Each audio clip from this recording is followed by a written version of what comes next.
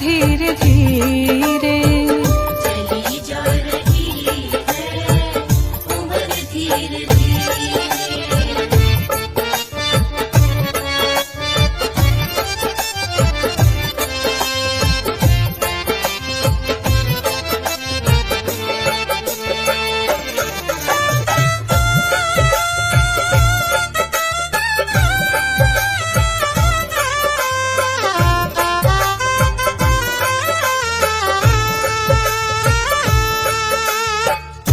बचपन भी जाए जवानी भी जाए, बचपन भी जाए जवानी भी जाए, बचपन भी जाए जवानी भी जाए।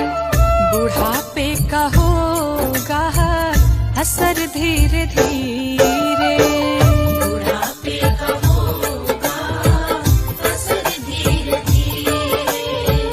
चली जा रही है उम्र धीरे धीरे चली जा रही है उम्र धीरे धीरे।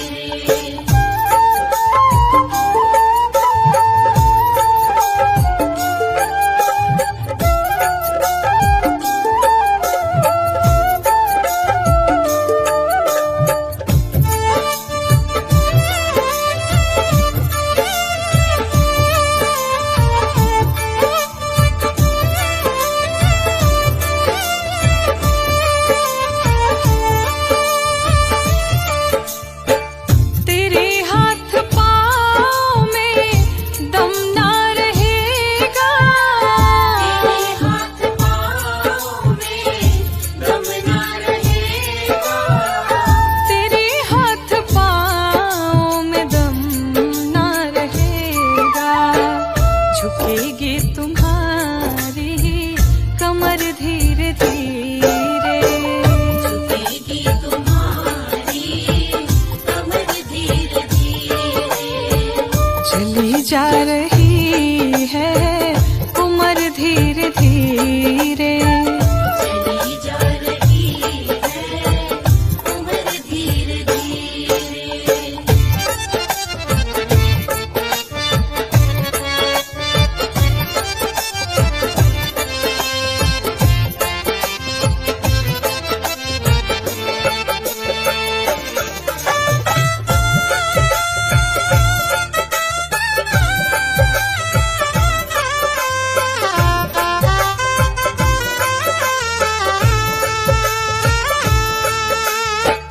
शिथिल अंग होंगे सब एक दिन तुम्हारे, शिथिल अंग होंगे एक दिन तुम्हारे, शिथिल अंग होंगे सब एक दिन तुम्हारे।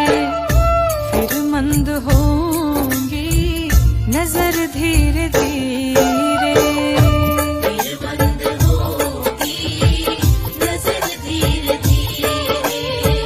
चली जा रही है उम्र धीरे धीरे चली जा रही है उम्र धीरे धीरे।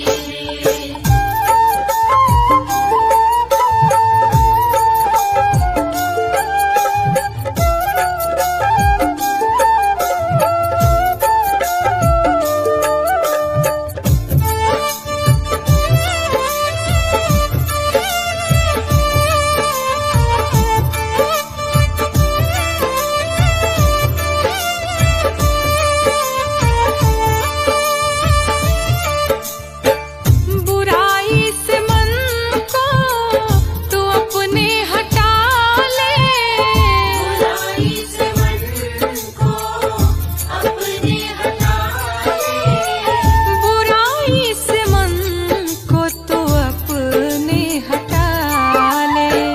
सुधर जाए तेरा जीवन धीरे धीरे, सुधर जाए तेरा जीवन धीरे धीरे। चली जा रही है उम्र धीरे धीरे चली जा रही है उम्र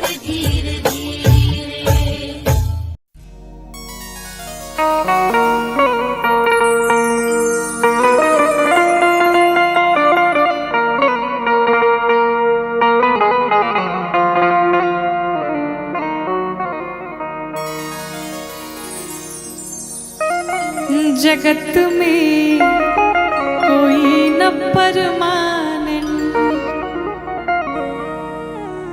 जगत में कोई न परमानेंट। तेल चमेली चंदन साबुन,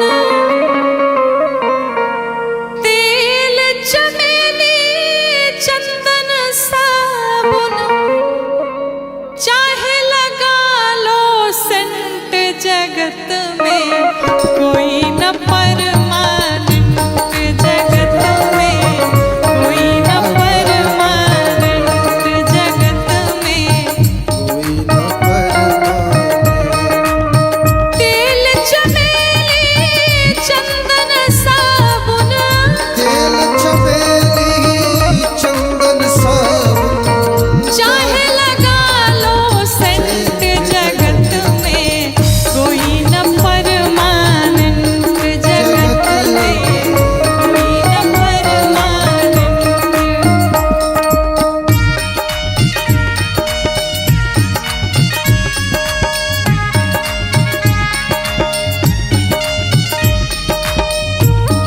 गाइए भाव से झूमते हुए सब लोग जय हो।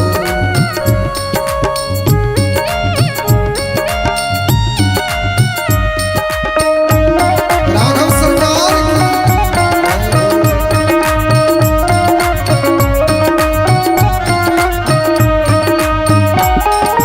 जिस प्रकार से रेस्टोरेंट में लोगों का आना जाना लगा रहता है, उसी प्रकार से ये दुनिया भी है। साधक कहता है, आवागमन लगी दुनिया में, जगत है रेस्टोरेंट रे प्यारे, ये जगत है रेस्टोरेंट, रे प्यारे, जगत है रेस्टोरेंट। आवागमन लगी दुनिया में, जगत है रेस्टोरेंट रे प्यारे, जगत है रेस्टोरेंट, रे प्यारे। जगत है रेस्टोरेंट। अंत समय में उड़ जाएंगे, अंत समय में उड़ जाएंगे, तेरे तंबू टेंट, जगत में कोई न परमानेंट, जगत में कोई न परमानेंट। बड़े भाव से सभी लोग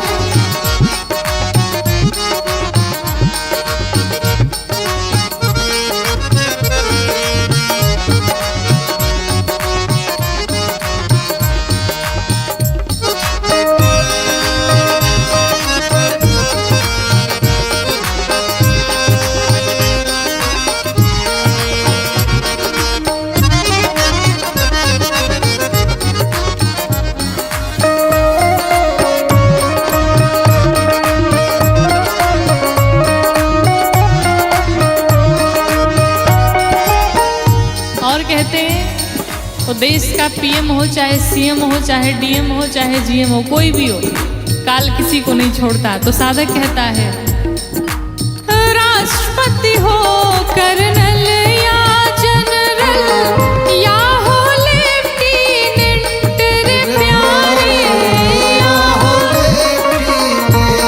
रे प्यारे, या हो राष्ट्रपति हो कर्नल या जनरल या हो लेफ्टिनेंट रे प्यारे, या हो प्यारे।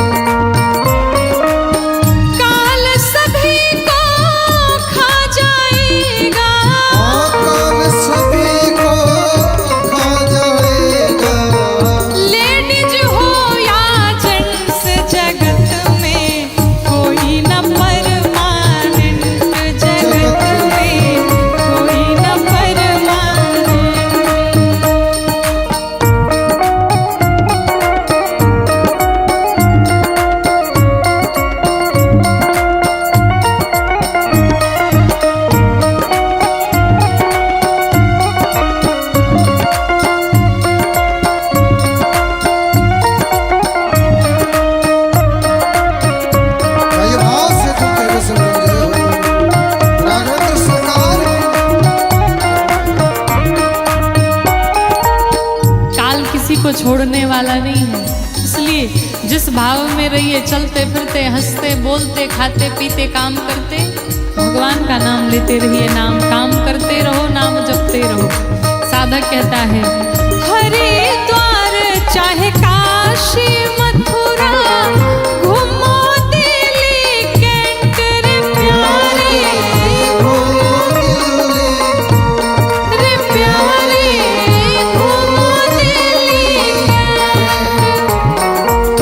हरिद्वार चाहे काशी मथुरा, घूमो दिल्ली कैंट रे प्यारे,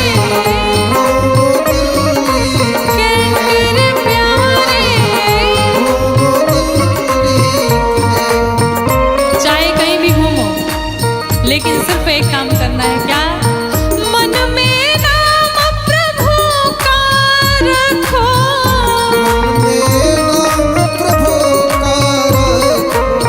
मन में नाम प्रभु का रखो,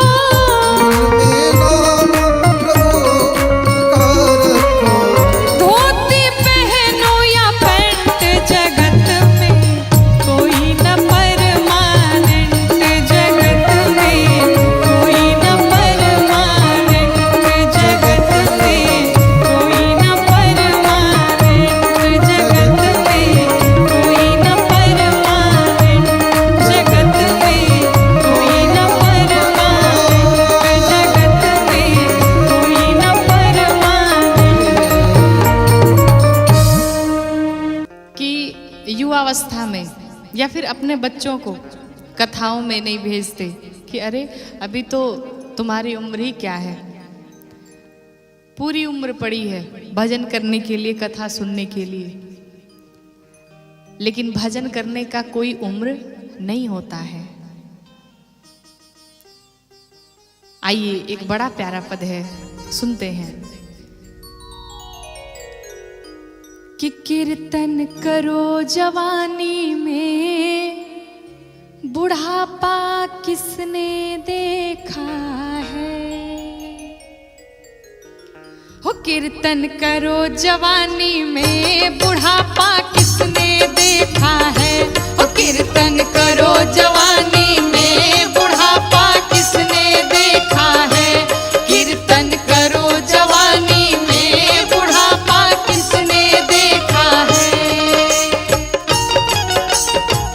सभी मीठी मीठी तालियों के साथ गाएंगे।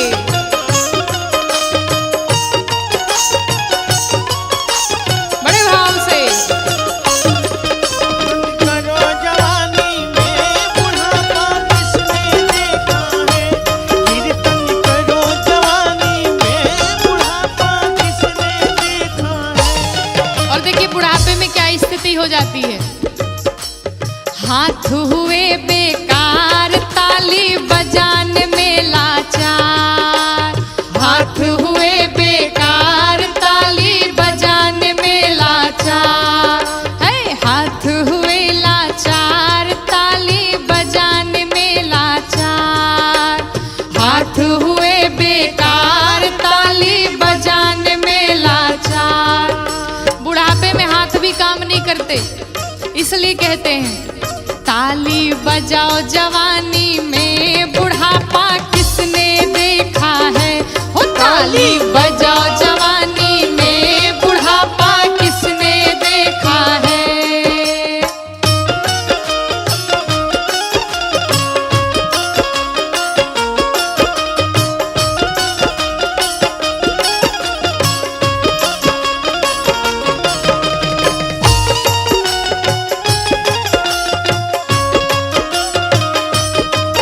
बड़े भाव से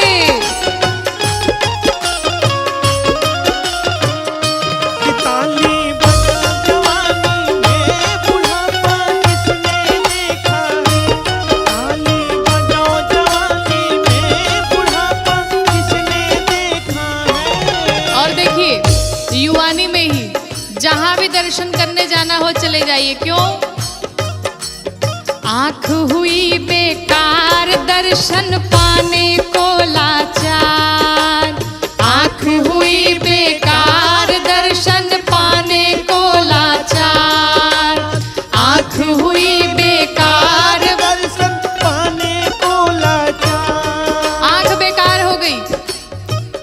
आंख से साफ दिखाई नहीं पड़ रहा कि भगवान के दर्शन कर लिया जाए।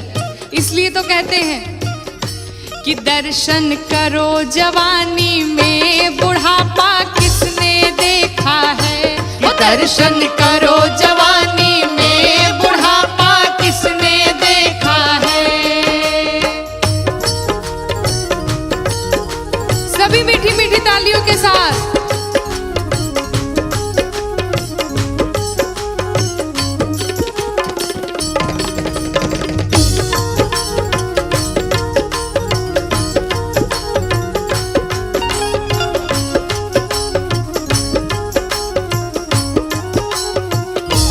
ताली बजाओ जवानी में बुढ़ापा किसने देखा है।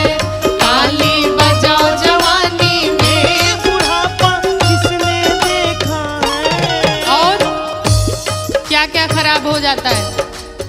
कान हुए बेकार भजन को सुनने में लाचार। है, कान हुए बेकार भजन को सुनने में लाचार। कान हुए बेकार भजन को सुनने में लाचार। कान हुए बेकार भजन को सुनने में लाचार। कान हुए बेकार भजन सुनने को लाचार। और भजन करो जवानी में बुढ़ापा किसने देखा है। भजन करो जवानी में बुढ़ापा किसने देखा है।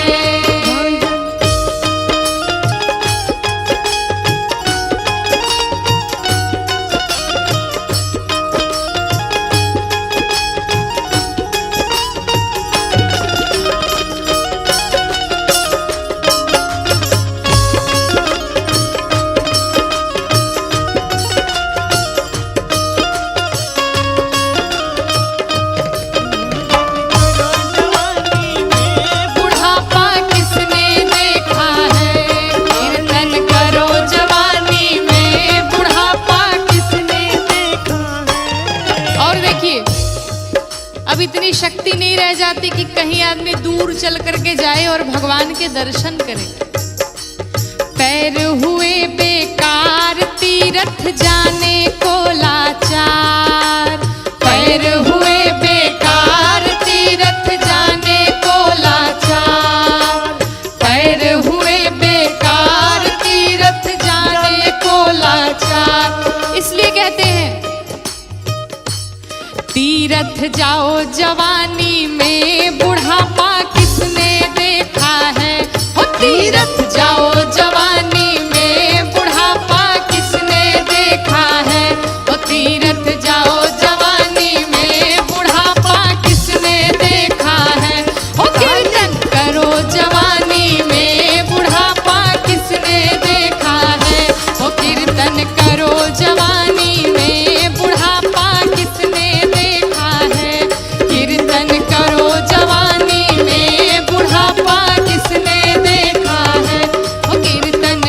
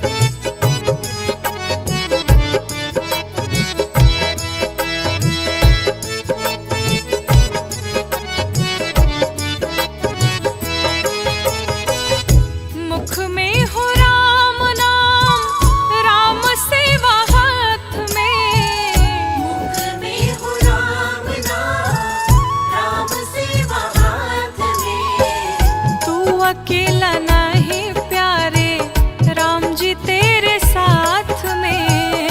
तू अकेला नहीं प्यारे राम तेरे साथ में।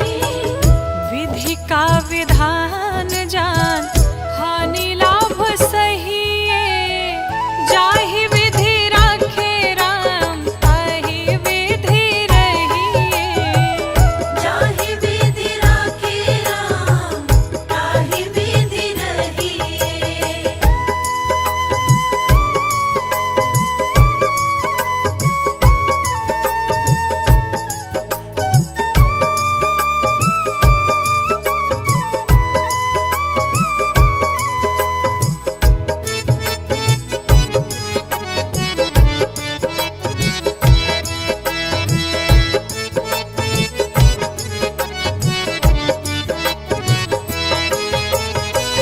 किया अभिमान तो फिर मान नहीं पाएगा। किया अभिमान तो फिर मान नहीं पाएगा। होगा प्यारे वही जो श्री राम जी को भाएगा। होगा प्यारे वही जो श्री राम जी को भाएगा। फल आशा त्याग शुभ काम करते रहिए जाहि विधि राखे राम ताहि विधि रहिए। जाहि विधि राखे राम ताहि विधि रहिए।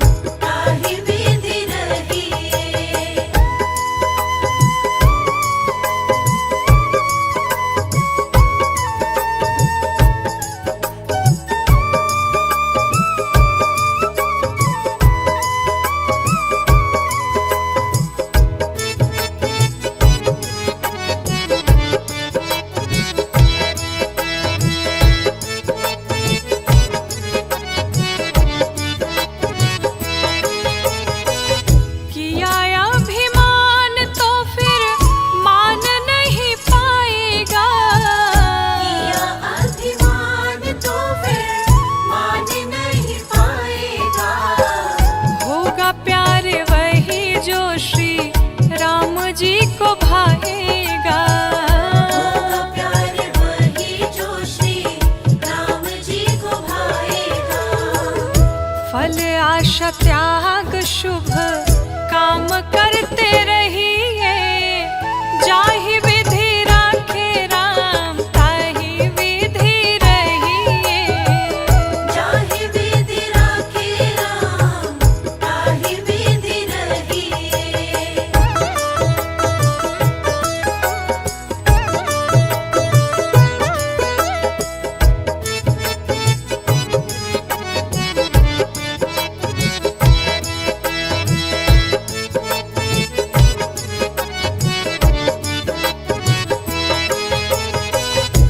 जीवन की डोर सौंप हाथ दीनानाथ के, जीवन की डोर सौंप हाथ दीनानाथ के।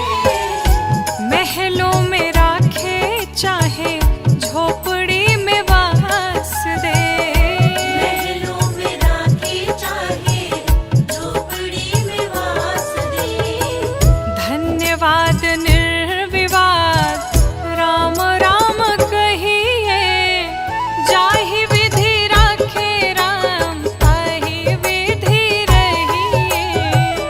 जाहि विधि राखे राम ताहि विधि रहिए।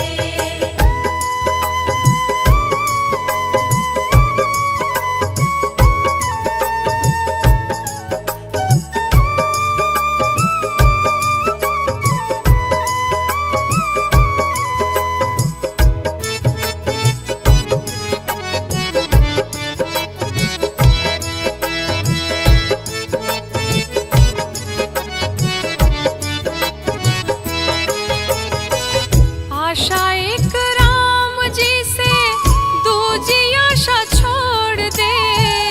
आशा एक राम जी से दूजी आशा छोड़ दे। नाता एक राम जी से दूजा नाता तोड़ दे।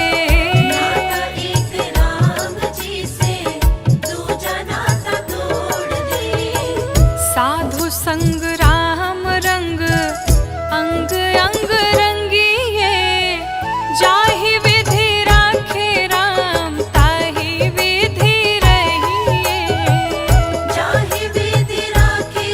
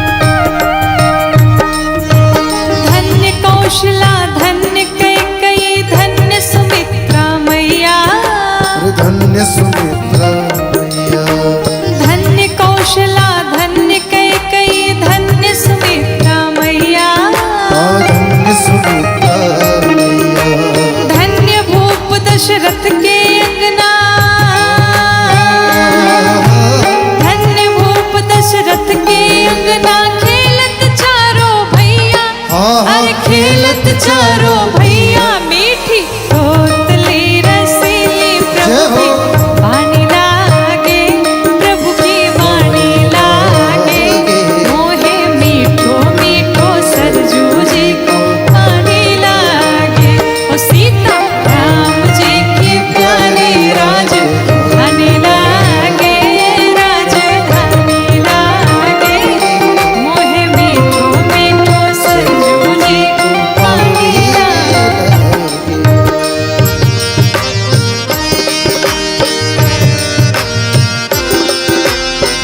बोलिए अयोध्या धाम की।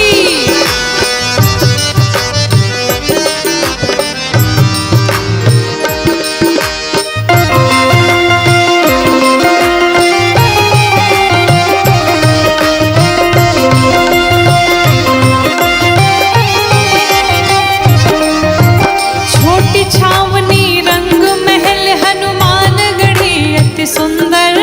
हनुमान गढ़ी अति सुंदर, हाँ छोटी छावनी रंग महल हनुमान गढ़ी अति सुंदर। हनुमान गढ़ी अति सुंदर। स्वयं जगत के मालिक बैठे,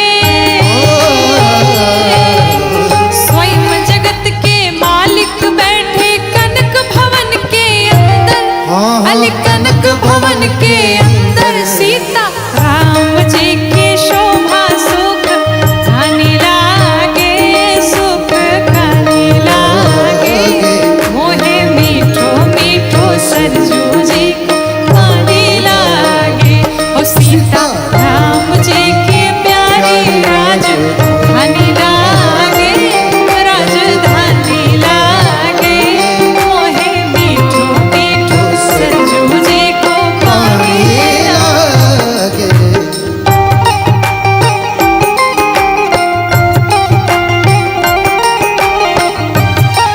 भाई भाव से मीठी मीठी